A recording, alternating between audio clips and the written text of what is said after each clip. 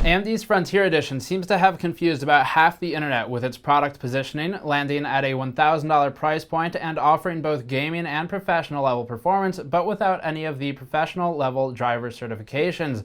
This makes the card most immediately analogous to a Titan XP, and today we're reviewing the Vega Frontier Edition most heavily for thermal performance, noise versus thermals, power consumption, noise standalone, and some smaller additional tests on production and gaming workloads. Before that, this coverage is brought to you by the Core G21 enclosure from Thermaltake, a $70 case with two 4mm thick tempered glass side panels, meshed ventilation in the front for breathability, a rarity in cases these days, and a power supply shroud with top-mounted SSD sleds. Learn more at the link in the description below. Again, a large part of our review will be focused on noise, thermals, and power because we think we can cover those the most adequately and with the greatest depth while hopefully offering some unique insight to the card.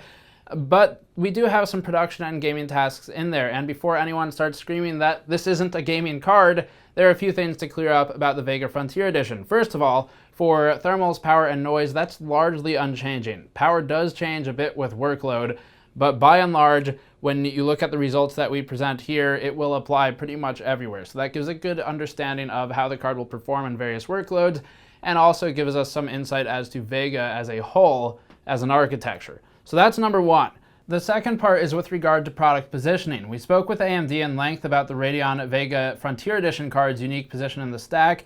The device isn't quite a card targeted at the core gamer audience, but also isn't exactly a professional class simulation card where you would need to pay for driver certifications for assurance of accuracy. The Radeon Pro line is still reserved for that side of the market, which the Radeon Vega FE does not fall into, as it does not have those driver certifications, and that means that this card is split marketed, and again, speaking with AMD about this, at gaming and developer applications. This isn't for scientific or compute users who would be better served by FirePros, but in our conversation with the company, they were big on the fact that it's a pro-ready card with pro drivers, but that it also has gaming drivers packaged in, similar to a Titan XP, except with more pro-level optimization.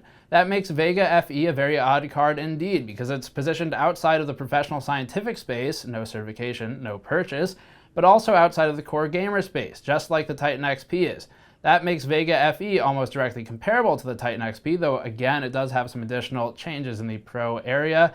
So your typical buyer would be more likely to be someone like a game developer who creates content on a gaming class machine and also needs to be able to playtest said content on the same machine while keeping costs relatively low. Certified drivers are expensive, and that's not an object if you're designing an aircraft, but it is if you're designing a game. And although both pro applications are businesses, there's a big difference between I'm a game developer and I design aircrafts that could kill people if the simulation is incorrect, which is where you would want the driver certifications, you would want the cards that are certified for usage with whatever CAD applications those might be. And when you're spending $20,000, $30,000 on software anyway, something like a Quadro or FirePro card doesn't seem so intimidating. So the places you would buy something like a 1080 Ti or maybe RX Vega in the future would be more for home freelance user, someone who's making money doing freelance work on Blender or whatever it may be, and can't justify the $1,000 plus purchases but still want the performance of a decent card. That's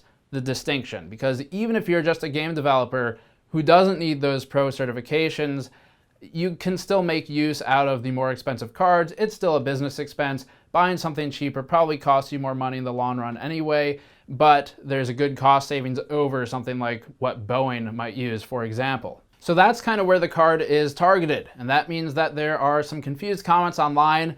Some of this, I think, can be drawn to the name of the card, Vega. It has adopted the name of the architecture, which has been hyped and discussed so long now, particularly in the gaming space because people want high-end competition for NVIDIA gaming cards, that Vega FE has sort of become the de facto flagship card for Vega as a whole, the architecture, and therefore is being seen as a card that could be a gaming targeted device. And much like the Titan XP is not a good purchase for gaming when you could consider something like a 1080 Ti instead, get very similar performance for not much of a difference in really anything except for price, Vega FE is not really meant for gaming, but could still be used to play games. Now, the thing AMD told us is that it's basically a distinction of you develop things, you're a content creator, and you also want to be able to consume that content on the machine, whether it's to play, test, or otherwise. So that's the distinction. Now, as for the testing, as always, full testing methodology will be in the description below in the article. We have a lot of different test beds for this one, for power, thermals, gaming, and noise, so those are all defined in the article. Drivers are specified in the article, but they were the launch drivers made available publicly by AMD, as this card was purchased and not a review sample, so it wasn't tested prior to launch. And that more or less goes over all the basics. Now, there's one more note here. Overclocking. We had some good success with overclocking the core originally, but ran into some issues that were either bugs with Wattman or just challenges that we're not sure how to overcome just yet. The two primary issues we ran into were with HBM clock speeds when overclocking the core and with the fan speed. So, speaking to these, we were able to get the core overclock to something like 1670 megahertz. We had 1682, fairly stable for a bit, depending on the application. It crashed in a few, but survived in others. Ultimately settled around 1667 megahertz. And the problem was that the VRAM, the HBM2, seemed to fall from 945 megahertz to about 500 megahertz when doing any kind of core clock change in Wattman. That includes underclocking it. So as a test, we dragged that bar down to negative 100, and the HBM readout, I don't know if it was actually an accurate readout, but through Wattman, the HBM readout said 500 megahertz when it was originally 945. Even if you restored a default after attempting any kind of change in Wattman, negative or positive overclock on the core, HBM would still be stuck at 500 and would not reset until rebooting the machine. So for that reason, a lot of the performance results with the overclocked version were actually lower than stock, and that's because HBM was running lower than stock quite significantly, actually. So we only have one overclock result in here, pretty far in, to show that change. Otherwise, they've been eliminated until we understand either what we need to do to make it work or if AMD needs to roll out an update. We're not clear on if it's an issue of this is a new card, we don't know how to work with it, or if it's an issue of Wattman is buggy. So that's something to note. Now, as far as fan speeds, once you ramp them up, they're kind of hard to ramp back down. It takes several minutes.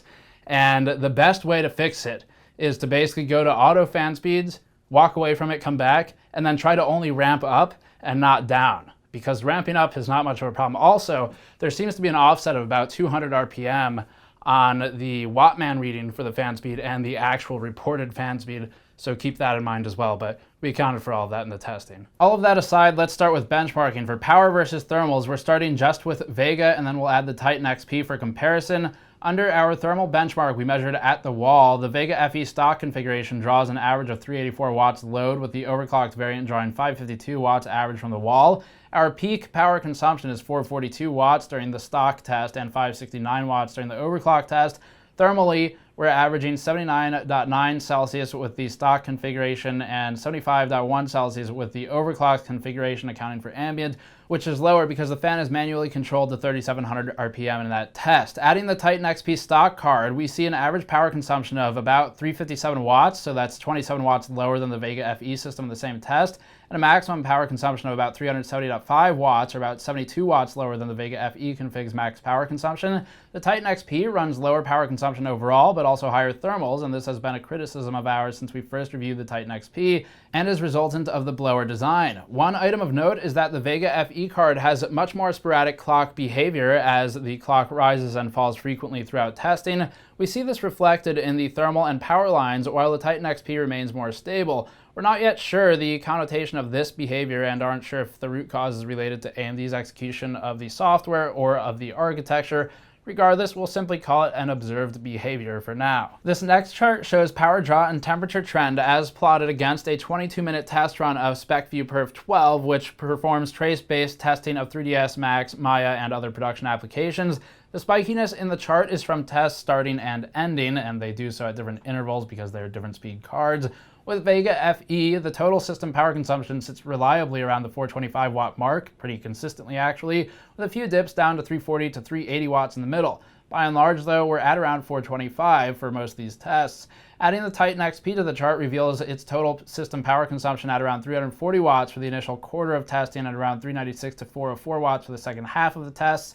Thermal performance for both devices is largely mirrored in this specific test pass, as neither is permitted enough time to heat up to throttle points between the test executions. For other power draw tests, our Vega FE air system draws 381 watts in a FireStrike workload, which is a delta of 40 watts more than the stock Titan XP at the wall and a 1080 Ti SC2 stock card. We also see a power draw of 401 watts in Ghost Recon Wildlands, which is about 31 watts more than the Titan XP and 1080 Ti. In For Honor, we're at 393 watts, or about 37 watts more than the Titan XP. Testing thermal performance comparatively next, with a steady state chart plotting noise normalized performance at 40 dBA, we see AMD's Vega FE card operating at 59.9 dBA, ranking it alongside the worst GTX 1080 Ti partner card we've tested, the Armor, while still retaining a lead over the referenced Titan XP card, which is saying something. These numbers are delta T over ambient, so if we account for ambient, the Titan XP was operating around 96 Celsius with this 40 dBA output, and clock throttling as a result. To be fair, AMD was also clock throttling on the Vega FE card, dropping about 9% off of its clock by the end of the test, which is certainly significant. But the point is that while both of these devices can avoid clock throttling by running higher RPMs, neither of them is quiet while doing so. This is precisely why AIB partner models exist. Our liquid-cooled hybrid mod of the Vega FE card will further emphasize this shortly. But to provide perspective versus the AIB partner 1080 Ti cards, which is when we started using this testing methodology, hence their abundance, we see a prime example of noise-efficient cooling in the Asus Strix ROG card. The Gaming X isn't far behind, and blower fans in general have just never really been good at this particular task, and that remains true with Vega FE. That said, Vega FE does manage to retain lower temperature at its noise level than the Titan XP. Neither should really be run at 40 dBA though, and instead should be left to run higher fan RPMs to reduce clock throttling. Still using our 40 dBA test, we're now looking at MOSFET measurements on each board with the hotspots measured with thermocouples. We see AMD's Vega FE hotspot FET around 54.2 Celsius delta T over ambient, which, although a few degrees warmer than the Armor, is still completely within operating spec for a MOSFET. Remember that power components can take far more heat than a GPU, with many supporting 125 or 150C before any major problems develop. In this instance, we remain below 80C prior to our delta T calculation, and that's acceptable. Speaking of board components, let's take a look at some of Vega FE's component temperatures under 3 different states: auto, OC, and a 3700 RPM fan to prevent throttling, and our 40 dBA noise normalized config. The GPU certainly runs warm, but it's nothing out of the ordinary for a blower card. We see this performance almost identically on both NVIDIA and AMD blowers, hence why we normally recommend buying the AIB partner models. For the Frontier Edition though, it's between air and liquid units from AMD right now. We'd recommend the DIY option if possible, which is what we plan to find out soon. Regardless, FET temperatures in both our chosen hotspots are well within operating range. The backplate itself, which was measured on the inside of the aluminum plate opposite the top FET measurement, posted a temperature of around 61 to 65 Celsius, which means that the card gets physically hot to the touch when it's running, but just don't touch it when it's on, I guess. This next chart shows fan noise at each RPM measured in 10% increments at a significant milestone like lowest duty cycles and average duty cycle for auto. Of note, the Vega FE card tends to auto spin at around 40 to 41% in our bench setup, with the Titan XP spinning at around 50 to 55% of its total fan speed in our setup. Keep in mind that the fan sizes and speeds are different, so these percentages mean different things for each device. The Vega FE card can spin up to 4900 RPM, for instance, so its 40 to 41% auto is around 2000 RPM. This places Vega FE at around 47 dBA output in its average auto configuration, with the Titan XP at around 47 to 47.9 dBA output in its average auto configuration. These two are pretty darn close in noise output when configured to their auto stock fan curve. Matching them in noise output is the best way to see a side-by-side, but we kind of already did that in the previous noise normalized charts. Before getting to FireStrike and gaming, let's start with a few production tasks. We're using SpecView Perf for 3ds Max, Maya, Cadia, and Creo testing between the Titan XP and Vega FE card primarily. These tests were conducted in Pro mode because Vega is targeted at content creators who game. These choices make the most sense and are adjacent or inclusive of our core audience without going off the deep end in production tasks. We'll leave that to our friends at TechGauge when they get their review up. 3ds Max positions the Titan XP at 175.9 weighted mean FPS during its bench pass, with the Vega FE card 17% behind at 149.3 FPS. With the CAD modeling software Creo, AMD trades places with NVIDIA and leads with 94.4 FPS, while the Titan XP runs at around 60, or about 36.8% behind Vega FE. The tide turns again with Maya, where NVIDIA now operates a commanding lead at 145.7 FPS, and Vega at 113.9 for a deficit of 22% versus NVIDIA. Finally, Cadia, another CAD solution, has Vega in the lead at 152.3 versus 113.5 for the Titan XP, a commanding lead in this case for Vega. We have other tests that we want to run, but we'll revisit that topic later. We finally did get Blender working after working directly with one of the Cycles coders from the Blender Foundation to troubleshoot issues with system hands and blue screens.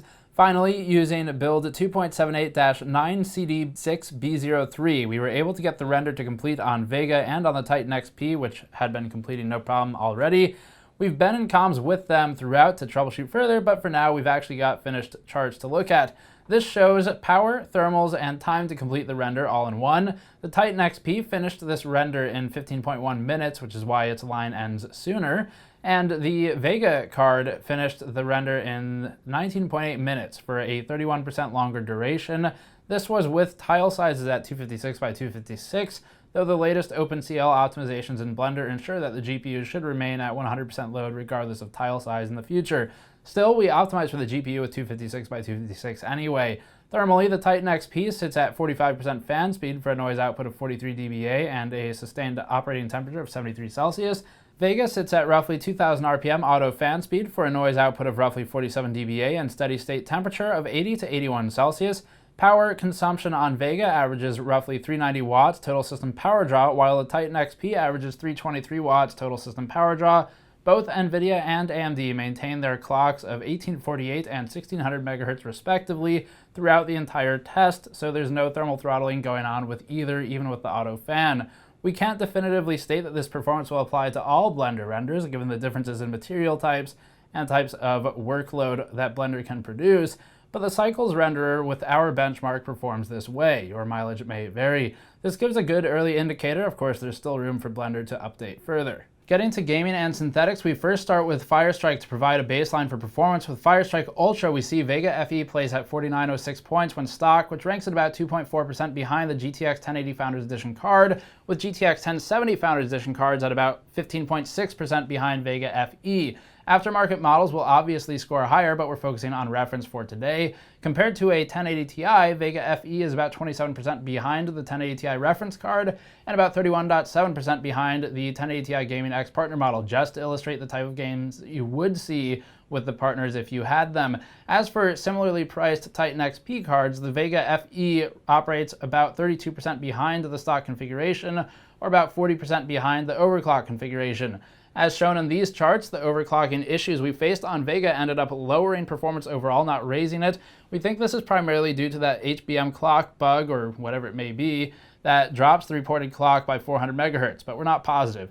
We've reached out to AMD and haven't yet received an answer, but hopefully should have one for you soon. For the rest of the charts, now that we've illustrated that overclocking issue, we'll leave OCing out. FireStrike Extreme shows similar performance with Vega FE sandwiched between the 1070 FE, with the 1070 FE about 13% behind Vega, and the 1080 FE cards, with Vega FE about 5.5% behind the 1080 FE. That's 1080 FE and Vega FE, where Vega has lost some ground at 1440p versus the previous test. Vega FE is about 29% behind the 1080 Ti and about 34% behind the Titan XP reference card. For FireStrike at 1080p, TimeSpy, and FPS numbers that correspond to these, check the article linked below. For gaming, let's start with AMD's most favored benchmarking scenario, then move on to other games. With Doom at 4K and Ultra settings using async compute and Vulkan, the Vega FE card operates an average FPS of 64.2, which places it slower than a GTX 1080 FE by about 5%, slower than a 1080 Ti FE card by 28%, and slower than a Titan XP card by 32%. Due to the thermal limiter, going to a hybrid mod brought the Titan XP performance much higher, as we showed several months ago, and using a 1080 Ti Gaming X increases performance somewhat significantly over the Ti FE, just for reference. The 1070 FE runs a 54.7 FPS average, which is about 10 FPS slower than the Vega FE card. Moving to Ghost Recon Wildlands at 4K with very high settings, the Vega FE card runs an average FPS of 37.7, 1% lows of 34, and 0.1% lows of 33.7 FPS. In the very least, AMD's frame times are reasonably consistent here, so that's good. Unfortunately, the card still runs about 12% slower than a 1080 FE at 43 FPS average, and about 32% slower than the 1080 Ti FE's 55 FPS and consistently timed lows. For reference, the Titan XP card operates a 60 FPS average with the 1080 Ti Gaming X at 58 FPS average. The 1070 operates at 35 average with lows around 30, and a GTX 980 Ti operates roughly the same, 33.7 FPS average. At 1440p with Ghost Recon, the Vega FE card manages to maintain 62 FPS average, which marks it about tied with the GTX 1070 in average FPS, though Vega's low-end performance is still remarkably consistent, with the 980 Ti about 8% slower than Vega FE. 1080 Ti cards are all in the 90s alongside the Titan XP, making the Vega FE card about 32% slower than the slowest 1080 Ti. Our 1080p results will be in the article if those interest you. Let's move on to another benchmark that's historically been favorable to AMD. In Sniper Elite 4 with DirectX 12 and async compute at high settings and 4K, Vega FE operates a 53 FPS average with lows close by. This marks the 1070 FE card 10.3% slower and marks Vega FE about 11.5% slower than the GTX 1080 FE card, or Vega about 30% slower than the 1080 Ti FE card. Moving to a Titan XP, the difference now becomes a 39% deficit on Vega FE. Maybe then Ashes with DirectX 12 and high settings will show some difference. With this game, Vega FE runs an average of 69.4 FPS with lows at 44.6 and 40.7, 0.1%. The GTX 1080 FE card operates about 10 FPS faster at 78.9 FPS, and the 1070 FE card operates about 9 FPS slower than Vega FE at 61. The Titan XP is nearly 100 FPS average for its persistent difference of about a 30% deficit on Vega FE. Since the launch of this card, it seems that some of the community has been a bit disillusioned by Vega FE.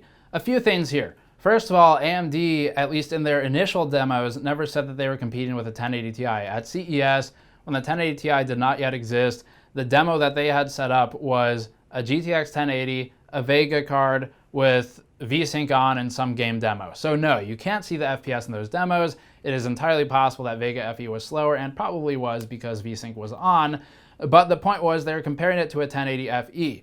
The community over the past couple weeks leading up to launch had amped itself, at least in part, to believing that Vega FE would be competing with a Titan XP or a 1080 Ti in gaming performance. That's clearly not the case. That doesn't mean it's a bad card. What we can look forward to on the gaming side of things, now that we've tested this and have a pretty educated understanding of performance of Vega, hence buying it for the channel, what we can learn is that we know the power consumption metrics, we know some of the thermal behavior, we know some of the clock behavior, and in theory, if AMD is on the same silicon, which they should be, maybe -1 HBM module or stack, if they're on the same silicon with maybe a slight clock bump, as has been rumored, it is possible that RX Vega will be pretty competitive with a GTX 1080 Founders Edition, at least, because that's what we primarily tested. If that's the case, and if AMD is able to make RX Vega in the $400 to $500 range, it would be pretty competitive. So, saying that, there's no reason to panic. There's been bewilderment and a whole lot of flame wars online about this card. There's no reason for any of that. On the gaming side, our advice to you is not to speculate and wait, because as is clearly shown by this card, there's a possibility it does okay in gaming when it's RX Vega, not when it's the Frontier Edition, which costs $1,000, much like this at $1,200 without the context of the 1080 Ti would seem quite a bit different than it does today. As for performance, the Vega FE card is ahead in CATIA, it's ahead in Creo, it's ahead in medical and power software performance, not in power consumption. It's behind there, as in consumes more power. Now, with regard to gaming performance, to give NVIDIA credit, they do more or less crush Vega FE at the price point and performance. If you look at something like a 1080 Ti, even a Titan XP, the price goes out the window there. But whether or not that's relevant is up to you entirely. The Vega FE card is not something we would recommend for gaming, just like the Titan XP is not something we would recommend for gaming. Wait for RX Vega or look at something else, like a 1080 or 1080 Ti. We'll look at RX Vega soon enough. But overall, what we can look at here for RX Vega is the basics, and then as far as performance and extrapolating performance, my advice would be don't. I would say we're not quite sure what this means for performance on RX Vega just yet. There are still variables. And keep your hopes realistic for RX Vega, by which I mean don't hope for anything, just wait and see. We should have one to test. If it's not sent to us, we will buy one, so we'll definitely have a review up. and can follow up with Vega at that time when it's appropriate to for gaming. But for today, we have a pretty good idea of thermals, power, and noise. So that really lays out all there is to say about thermals, power, and noise. Have some decent ideas from Spec, ViewPerf, and Blender, and then anything else will be done separately. We have a hybrid mod coming up shortly, assuming we're able to mount a liquid cooler to this card. So subscribe for that. As always, you can go to patreon.com/gamersnexus to help us out directly with this type of testing. Thank you for watching. Subscribe for more. I'll see you all next time.